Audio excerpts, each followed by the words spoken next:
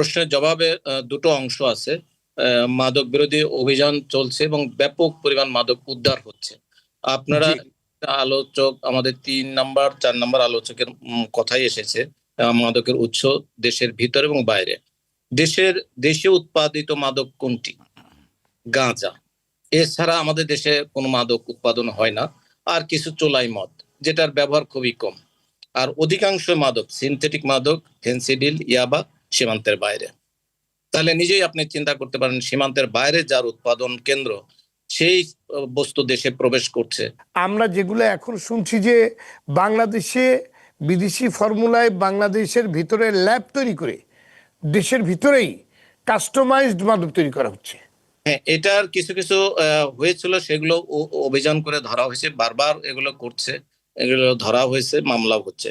আর যেটা বললেন যে কোটি টাকার মাদক ব্যবসা, এইটা আপনি বোঝেন যে যারা মাদক খায় না, মাদকে একটা বড় ধরনের ব্যবসা এখানে এসে গেছে। বিদেশ থেকে আমদানি করতে পারলে, বিনিয়োগ করতে পারলে রাতারাতি নগদ পয়সা, এখানে কোনো বাকি নগদ পয়সা। এখানে রুট পর্যায়ে যারা ক্রয় করছে তারা টাকা দিয়ে ক্রয় করছে, একেবারে চেইন অফ কাস্টডির মতো তারা এই টাকাটা এই মহাজন পর্যন্ত চলে যাচ্ছে।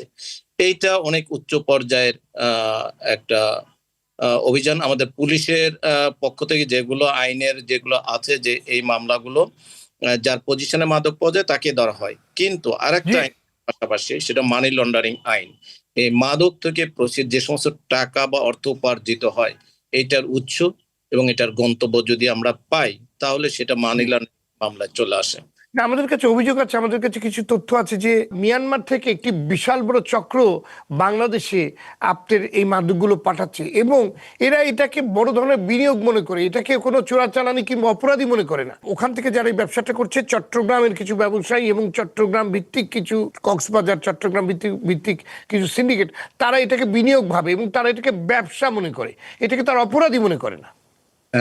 Thank you. আপনি ইতিমধ্যে মাননীয় সংসদ সদস্যের যে প্রশ্ন শুনলেন, সেখানেও কিছুটা ইঙ্গিত পাওয়া গেছে যে মাদকের উৎস কোন দিক থেকে আসে, সেটা কেন, এই রুটটাকেও ইঙ্গিত করেছেন উনি।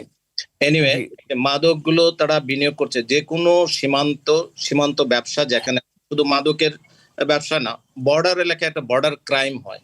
বর্ডার ক্রাইমে অনেক দ্রব্য পাচার হয়। এটা অর্থনীতির যেমন উচ্চ পর্যায়ের অর্থনীতি থেকে নিম্ন পর্যায়ের অর্থনীতি অনেকটা পানি তরল গতিতে যেমন নিচের দিকে আসে, অর্থনীতির এই প্রবাহের কারণে বর্ডার এলাকায় সীমান্ত ক্রাইম হয়। কিন্তু আপনি জানেন যে মায়ানমারের সাথে বাংলাদেশের একটা বর্ডার ভোলাটাইল অবস্থা বিগত বছরগুলোতে চলে আসতেছে, যেখানে রোহিঙ্গা পুশ হয়েছে, রোহিঙ্গারা ফেরত যেতে পারছে না, আবার রোহিঙ্গা আসছে। এদের সাথে একটা আন্তর্জাতিক ক্রস বর্ডার প্রবলেম নিয়ে আছে বাংলাদেশ। এবং এই ঘোলা পানিতেই কিছু মাদক ব্যবসায়ী তাদের সুযোগটা নিয়ে এই ব্যবসাগুলো করে স্বীকার করছে। তাই তো এই ব্যবসাটাই যেটা আমাদের হয়তো বিপদের মধ্যে ঠেলে দিয়েছে, আমাদের যুব সমাজকে ঠেলে দিয়েছে, বা আমাদের শিশু কিশোর এমনকি তরুণ তরুণীরাও এখন এর আক্রান্ত। আমরা টোটাল সমাজ ব্যবস্থাটা এর আক্রান্ত হয়ে গেছি। আমরা পুলিশ ব্যবস্থার মধ্যেও আমাদের অনেক সর্ষে ভূতের মতো আমরা পেয়েছি, যেগুলো আমরা আইনের আওতায় আনা হচ্ছে বা ব্যবস্থা নেওয়া হচ্ছে। তথাপিও সবার আগে বাংলাদেশ, আমাদের এই দেশটাকে তো আমাদেরই বাঁচাতে হবে। আমাদের সন্তান, আমার পরিবার, আমার নেক্সট জেনারেশনকে বাঁচাতে হলে আমাদের সমন্বিত উদ্যোগ নিতে হবে।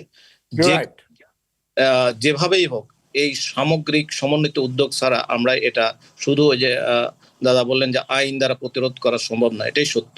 আইন দ্বারা 40,000 অপরাধীকে বিচারের সুপর্দ করা হয়েছে, কিন্তু বিচার হলো না, আবার তারা বেরিয়ে আসছে, আবার একই অপরাধে জড়ায় যাচ্ছে। যেহেতু ব্যবসাটা খুব সহজলভ্য, একেবারেই সহজলভ্য, অনলাইন ড্রিলিং হয়ে যাচ্ছে, টাকাটা অনলাইন চলে আসতেছে। এই কারণে এই ব্যবসাটা নিয়ন্ত্রণ করা অনেকটা কঠিন হয়ে দাঁড়িয়েছে। টেকনিক্যাল প্রতিরোধ গড়ে তুলতে হবে, যেটাকে মানুষ কনফিউজিং পড়ে এই ব্যবসা থেকে এরকম চিন্তা করতে হবে।